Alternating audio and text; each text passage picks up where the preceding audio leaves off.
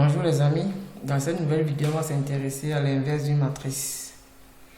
Une matrice A est inversible si et seulement si elle est carrée et son déterminant est différent de 0.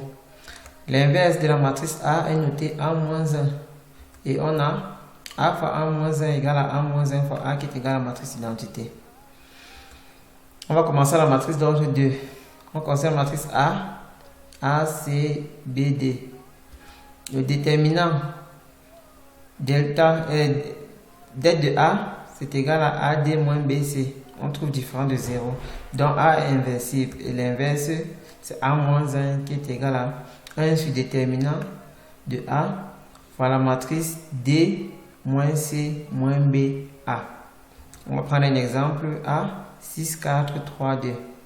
Lorsqu'on calcule son déterminant, on trouve 0. On peut conclure que la matrice n'est pas inversible. On prend notre exemple M, 6, 1, 3, 2. On calcule le déterminant, on trouve 9 qui est différent de 0, donc la matrice est inversible.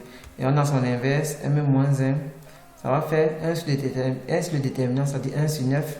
2 moins 1 moins 3, 6. On peut encore entrer le 1 sur 9 à l'intérieur, ça fait 2 neuvième, moins 1 neuvième, moins 3 neuvième, 6 neuvième. Pour vérifier la propriété des multiplications, des inverses et des matrices, on a M-1 fois M, c'est égal à identité. Si vous avez bien compris, vous mettez une pause et vous faites l'exercice, vous déterminez B-1 et C-1.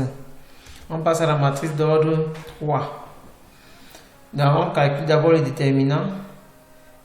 Si le déterminant est différent de 0, alors on calcule les différents cofacteurs. Comme sur une matrice d'ordre 3, on aura 9 cofacteurs à calculer. Ici, je n'ai représenté que 5. Lorsqu'on a calculé tous les cofacteurs, tous les 9 cofacteurs, on calcule ce qu'on appelle la comatrice, qui est la matrice formée des différents cofacteurs. Donc, tous les cofacteurs qu'on a trouvés, on les met dans une matrice. On a la comatrice. On fait donc la transposée de cette comatrice. On fait la transposée de cette comatrice. Et le résultat obtenu, on divise par le déterminant de A qu'on avait trouvé. On a donc la matrice inverse qui est égale à 1 sur déterminant de A transposé de la comatrice de A. On va passer à un exemple d'application. Voilà notre matrice A. On trouve le déterminant moins 66 qui est différent de 0. On calcule les différents cofacteurs. C1, 1, on trouve moins 48. C1, 2, on trouve 1, ainsi de suite. Lorsqu'on calcule tous les 9 cofacteurs, on reproduit la comatrice que voici. On fait la transposée de cette comatrice. On obtient cette matrice-ci. Puis, on divise par le déterminant. On a donc la matrice inverse, A-1.